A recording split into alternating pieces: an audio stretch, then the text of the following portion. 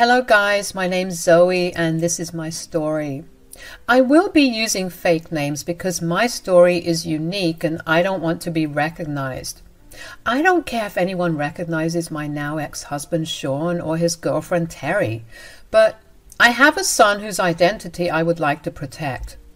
I'll call him Keith here. My story is a little painful, so bear with me when I get carried away with emotions. I married my husband Shawn when I was 25. We had a fairly amazing relationship and a good marriage. Sure, there was his ex, Terry, who created some problems, but they never bothered me that much. Shawn had always assured me that he wasn't in love with Terry. I believed him. I also chalked up Terry to being jealous and salty because Shawn left him. Before our wedding, she said things like, "You and Shawn won't last long, Zoe. Mark my words. Shawn is still in love with me. I know that in my heart." "Don't be ridiculous, Terry. I know you wish he was with you, but there's no reason for you to wish our breakup. Besides, it won't happen anyway. Shawn is not in love with you." "You don't know anything, Zoe. Shawn and I are soulmates. We were always meant to be. You cannot come between us." "If you were meant to be, then why did you break up?" "You have to remember that you broke up for reasons, Terry." "We broke up because I am infertile and can't give him children. He's only marrying you so that he can have a child of his own. Mark my words, Zoe. One day after you give him a child, he will leave you." Terry's words really made me uncomfortable. I was already a little insecure about myself, and her words didn't make things any better. She had also constantly stomped our boundaries and did some outrageous things. This was the last straw that made me speak to my husband. Together we decided to cut Terry out of our lives. Shawn didn't seem that much affected by it, and he assured me that he was with me because he loved me. The trouble started back again when I found out that I was pregnant. It was almost 5 years into our marriage. Things were great between me and my husband. We had planned the baby, although it took me a while to get pregnant. When we found out that we were having a kid, we were over the moon. It was a boy, and we couldn't wait to have him in our arms. I was on bed rest because it was a high-risk pregnancy, but Shawn was extremely caring and cooperative. While we were happy, Terry appeared out of thin air to express her frustrations at me. She had called me to say, "You don't deserve this. You don't deserve to have Shawn's child. I love him more, and this child should have been mine." "Look, Terry, I understand that it is painful for you to not have kids, but this is not okay. You need to stop obsessing over us and get help." "Don't tell me what to do, Zoe. If I wasn't infertile, your son would have been mine. If you weren't in the picture, me and Shawn would have had a good life with our son. You spoiled everything." "You need to get help, Terry. I tried to be patient and understanding with you, but you have done nothing but harass me. This can't go on. I'm afraid we will have to take action if you continue to be so unhinged." "Do what you want, Zoe. At the end of the day, nothing will change the truth. This child should have been mine. Maybe one day he will be mine." Terry's unhinged behavior put me on edge. I talked to Shawn, who assured me that he didn't tell her about my pregnancy. He promised to handle the situation and didn't want me to stress out. He even arranged everything about getting a midwife and making the necessary arrangements for my delivery. We were having a home birth on Shawn's insistence. I tried telling him that I wanted to go to a hospital, but he told me that a home birth would be better. The midwife he chose was good, so I didn't question him as much. Besides, I trusted my husband to make the right call. I really shouldn't have done that. I still remember the night I gave birth. The birth was super painful, and I actually passed out from the pain. When I woke up, Shawn and the midwife looked extremely sad. Their faces said it all, but I couldn't believe it. I said, "Where is my son? Where is he? Bring him to me. I want to hold him." "I'm so sorry, Zoe. Our son didn't make it." "What are you talking about, Shawn? This can't be true. My son is fine. Just bring him to me." "Our son is gone, Zoe. There was nothing we could do to save him. I'm so sorry, Zoe." What happened next is still super hazy to me. I remember breaking down and crying, but there isn't much else I remember. My mental health was so bad that I was put on pills. My baby boy was cremated without my presence. At that time, I was sedated because my mental health got that bad. I couldn't even see my son even once. By the time I was back to a little normal, it was too late. I was only left with pain and regrets. It was a big challenge to come back to normal, and I had Shawn and his family for support. Years passed and I became too scared to have another child. Surprisingly, Shawn never pushed for another child either. I thought that maybe he didn't want to stress me out. But, slowly, his reluctance to have kids was starting to bug me. He was also acting a little too suspicious with his phone and had been distant for a while, and he was taking a little too many business trips in the last few years. One day, I found a plane ticket for him that I knew nothing about. I said, "Why did you book a plane ticket to this city, Shawn?" "Oh, it's for a business trip, Zoe. You don't have to be so concerned about it." "Why didn't you tell me about it sooner? You've been taking a lot of business trips recently." "Yes, I got a promotion. Management is now making me do all sorts of things. I was so busy at work that I forgot to tell you." Alarm bells rang in my head since Shawn was acting nervous. I had no idea what to think. When he was in the shower, I actually ended up taking matters into my own hands. In a split second, I decided to go through Shawn's phone. I wasn't hoping to find anything. Actually, I was desperately praying that I would find nothing. But fate had other plans. Not only did I find out that Shawn was having an affair, but also the name of the woman he was seeing. It was none other than Terry, his ex-girlfriend. The texts went back a year and detailed Shawn and Terry's meeting and escapades. It also mentioned someone named Keith, although I had no idea who he was. At that moment, my head was spinning with the fact that my husband was cheating on me. I barely held myself back to avoid making Shawn suspicious. I wanted to find out more and catch them red-handed, so I decided to stay quiet for some time and follow my husband. That night, Shawn was all set to meet up with Terry in another city. He had flown there telling me that it was a work trip. He took several work trips like these, which I now know were all fake. He was just flying there to see his freaking ex, who was actually his girlfriend, I guess. I had no pity for Terry because I was pretty sure she knew. I mean, they even discussed how they would keep this a secret from me. I was absolutely raging mad. The pain had subsided after Shawn left. My tears had died down and I was now desperate for a confrontation. The next day, I took a flight to that city and went to the cafe where they were supposed to go. I waited there for Shawn and Terry to show up. When Shawn and Terry finally arrived, I saw that they were accompanied by a small boy. It was like a punch to my gut. The moment Shawn and Terry spotted me, they looked panicked. It was all the more confirmation. Still, Shawn rushed to me and said, "This isn't what it looks like, Zoe. I can explain." "How do you plan to explain the fact that you have been cheating on me, Shawn? Tell me how you plan to explain that." "You have to listen to me, Zoe. Terry and I are just friends. We reconnected over Facebook a little while ago, and I just want to be friendly." "Is that why you're here, playing dad to her child, Shawn? Is he yours?" No. He's not my child, Zoe. I swear, I only reconnected with Terry a few months ago. Keith is only 5. There is no way he's mine. Terry, tell her." "Yes, Shawn is telling the truth, Zoe. My son is only 5. There is no way he is Shawn's child. We started talking again this March." My head was reeling with what I was witnessing. I already had tears in my eyes and was on the edge of pure panic. My husband was acting all dumb and innocent. Somehow his mistress was also playing along with what he was saying. I knew for a fact that they were both lying. I saw their texts, which went back a whole year. Shawn may have deleted the rest of the texts. I trusted my eyes more than I trusted those cheating idiots. But before I could tell that to their face, something shocking happened. The child, Keith, who had been silently watching us until now, looked confused and decided to say, "What are you guys saying? That's not true. You are my dad.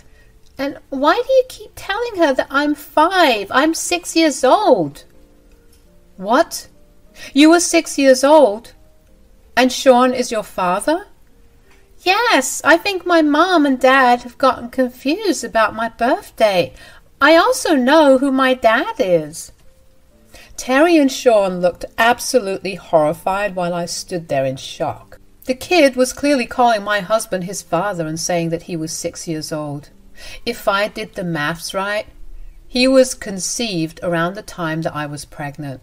My husband was sleeping with his ex while I was in bed with a high-risk pregnancy. And he had gotten her pregnant as well. Who knows, he may have gotten her pregnant before me. All these new thoughts sent my brain into overdrive. But I remained calm because I needed to get to the bottom of this. Meanwhile, Terry and Shawn were in full panic mode trying to hush Keith into silence. They said, "You need to stay out of this, Keith. I'm so sorry, Zoe. He doesn't know what he's talking about." I would rather believe him over you lying idiots. Keith clearly says that he is your child, Shawn. How would you explain that? Come on, Zoe, he's just a kid. You can't possibly believe what he's saying. Why are you lying to this lady, Dad? You know I'm telling the truth.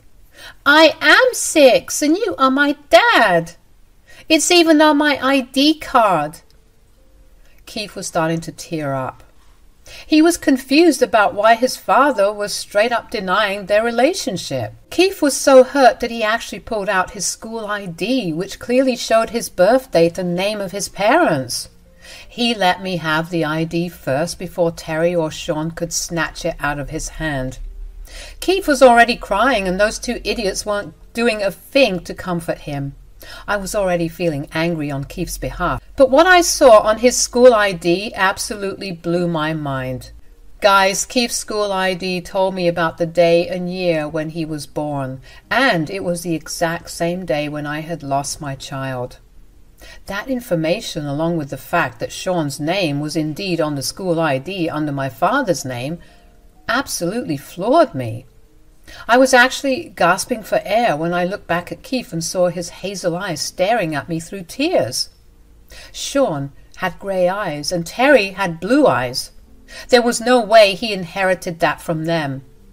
I was shaking when I asked Shawn, "Why does Keith's ID say that he is your son?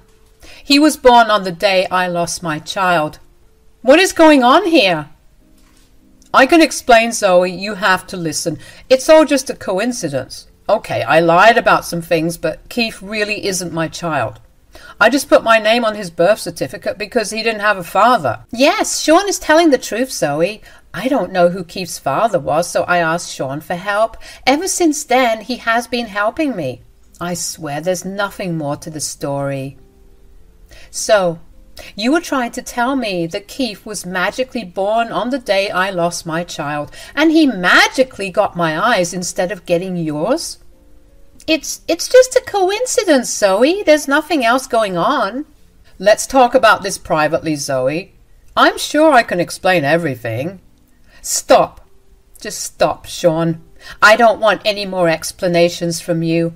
I found your texts with Terry, which clearly show that you are cheating on me. As for Keith, I will find out everything soon enough, and when I do, you will both pay dearly." Those were some of the last words that I said to them before leaving to find the truth. I went everywhere I could. First, I started off with Shawn's mother, who was horrified to know everything I told her. Her expression of surprise and disgust made it clear that she didn't know a thing about what Shawn did. She was downright appalled and promised to find out what was going on. With the help of a few friends and their connections, I managed to find out the truth. First, I started with the midwife who was assigned to deliver my baby. I took my mother-in-law and my cop brother to see her. The midwife took one look at my brother in uniform and started to spill all the secrets. Apparently Shawn had paid her to keep her mouth shut. She never told anyone about what she had done. Terry had come into the house after I gave birth to my son. Terry took my son away while I was crying over the lie that my son was dead. My son was never dead. He was simply kidnapped. It then hit me. What I have missed for the last 6 years. I couldn't raise my own kid because my husband gave away my child to his mistress. I was a crying mess, and my family had a hard time calming me down. I felt the loss all over again. I wasn't going to get back the 6 years of Keith's life that I had already lost, but I was going to make things right. I was going to teach Shawn and Terry a big lesson while making sure my son was back in my arms. So I went ahead and filed a police report against everyone involved in the case. After the report was filed, I flew to where Terry was living. It wasn't very hard to find her home from my husband's texts. Shawn hadn't come home since I told him not to come back. Besides, he might have been with his mistress planning their next steps. Instead of giving them or the cops time, I went to confront them. I angrily barged into Terry's house and said, "Did you two think that you would get away with what you did?" "What are you talking about, Zoe? You're being extremely unreasonable. You won't even hear what I have to say. This is ridiculous." "What will you say about kidnapping my child and telling me that he's dead? Did you think I would never find out? You think you can keep my child away from me?" Shawn and Terry started to look really sweaty and nervous. They were starting to realize that their evil plots were getting caught. I had discovered the truth despite their best efforts to conceal it. Still, in a ditch attempt, they tried to play innocent and said, "You were wrong, Zoe. Keith is my child. He simply shares the same birthday as your late child." "Is that so, Terry? Then tell me, how did you magically get pregnant when the doctors clearly said otherwise? Isn't that why you and Shawn broke up?" "Well, it was a miracle, Zoe. Keith is my miracle baby. I know the doctor said that I could never have kids, but I had Keith anyway." "Lies. They are all lies, Terry. There is no use lying anymore. Keith is not your miracle baby. He is my miracle baby, because I was told he was dead." "But I know that was a lie. My own husband had lied to me and given away my son to his mistress." "You don't know what you're saying, Zoe. You're being delusional. Keith is Terry's child and had nothing to do with you." "So, you will still act innocent? Well, what will your answer be when I tell you that the midwife confessed to everything? Do you want me to show you the proof?" Shawn and Terry went as white as a ghost when I mentioned the midwife. She was one of the very few people who knew about what was going on, and she had confessed to everything. Shawn and Terry had never expected her to talk or them to get caught, so they had this deer-in-headlights kind of look. They said, "What? The midwife told you everything?" "Of course she did, Shawn. She took one look at my cop brother and started to spill all your secrets." No, that's impossible. This can't happen." "If you are so much in denial, you can just ask the midwife. Too bad that she is in police custody now. Well, you can go talk to her when the cops come and drag you both away." "What?